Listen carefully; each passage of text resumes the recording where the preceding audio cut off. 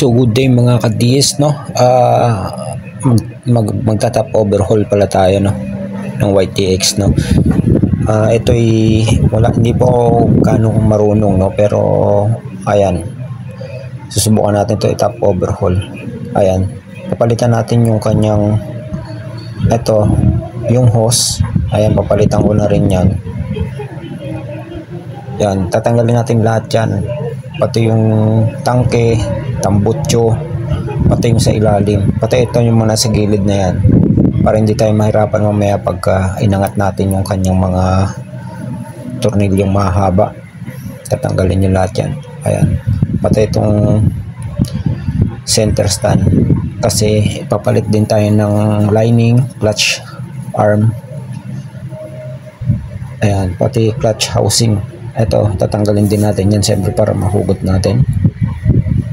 Ayan, so titingnan natin kasi mabilis umitim yung langis ko, baka sa lining na rin talaga. Ayan, no. Ayan, kaya ilang beses na ako nag-change oil na 15 days lang ganyan nakaitim. So kaya kailangan tayo natin magpalit, no. May part 2 pa to kasi masyadong mahaba, hindi siya kaya ng isang araw lang. Ito, benching ko yung ginamit natin dyan. Ayan, benching ko lang yan, kasi napupudpud kapag yung flat screw tapos dito 20. Ayan, kinamay ko lang kasi malambot lang naman, pero kung ipa-plies nyo na lang, plies nyo. Ayan, so ito 8mm. Gumamit kayo ng mga branded na tools, no, para hindi siya ma-lost thread, lalong-lalo na yung kanyang allen ring dito, kasi baka mabungi. Dapat original talaga bago kayo magbaklas, kasi ito lahat original talaga tong ginamit ko, para talaga sigurado ko na hindi siya masisira o bibilog, kasi mahirap kapag sa loob na sira, no. Ayan, tinap center ko na muna siya, no, pero pwede rin naman hindi, kasi tatanggalin nyo rin naman yan. Ayan, ayun sinasabi kong allen ring. Ayan, kailangan talaga branded yung mga nyo, tools na gagamitin, kasi kapag hindi, baka masira at bumilog, no. Meron pa yan dyan sa taas na 4mm, mamaya papakita ko sa inyo. Tatanggalin muna natin to, tapos talian nyo pala yung para hindi malaglag. Ayan, counterclockwise ang pagtanggal nya, no. So ayan, so tatanggalin na natin yung bolt nya. Naluwagan ko na siya kanina. So 12mm yung sa taas, tapos 5mm na allen ring. Ito allen ring to, 5mm. Ayan, tinuduko na lang siya kasi naluwagan ko siya, pero hindi natin kayang matapos na isang araw pala to kapag hindi ka talaga kasi maglilinis ka pa ng bulb, tsaka marami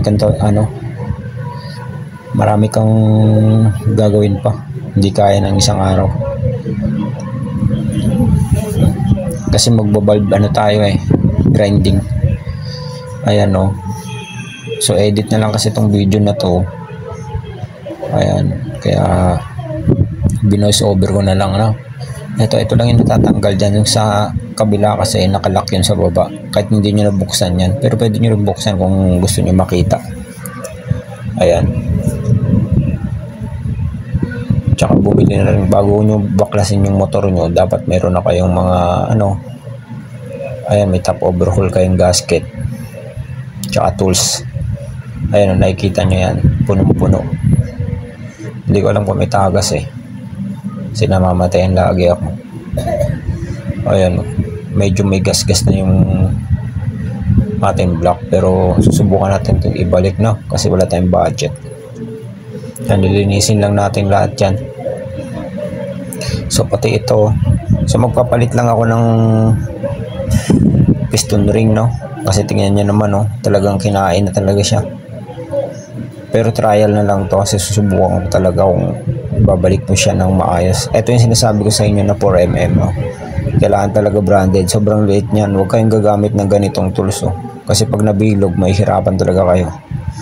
Kaya bumili talaga ako ng pang ano niyan. Talagang original. Ayan. So ito tatanggalin din naman natin ito lahat. Ayan. Oh. Ayan. Ayan, medyo nakaskas ko na kasi to, pero yung gitna hindi pa eh. Mamaya kakaskasin ko yan. Ayan. So lilinisan natin to. Ito yung importante. Tapos may tama na kasi to eh. Ayun oh.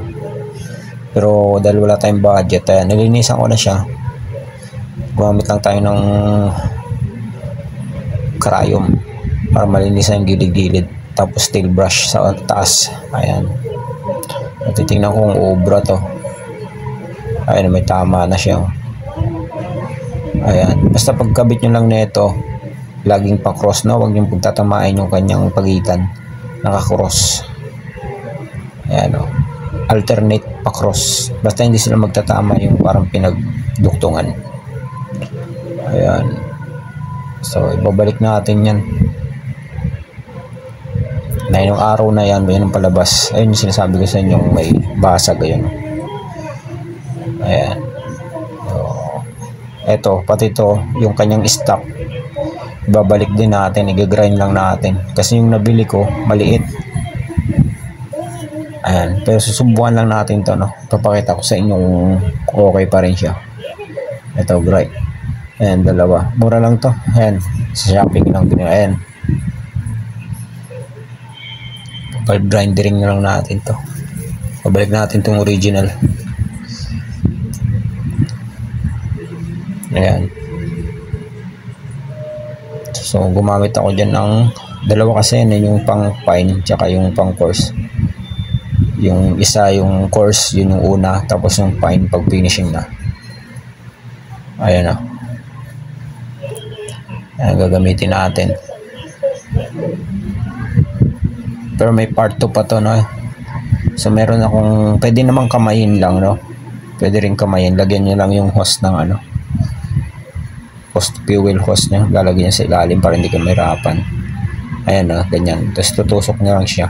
Pwede nyo kamayin lang kung wala naman kayong barena. Ayan. Ayan, ganyan-ganyan nyo lang. Ikot-ikutin nyo lang yan.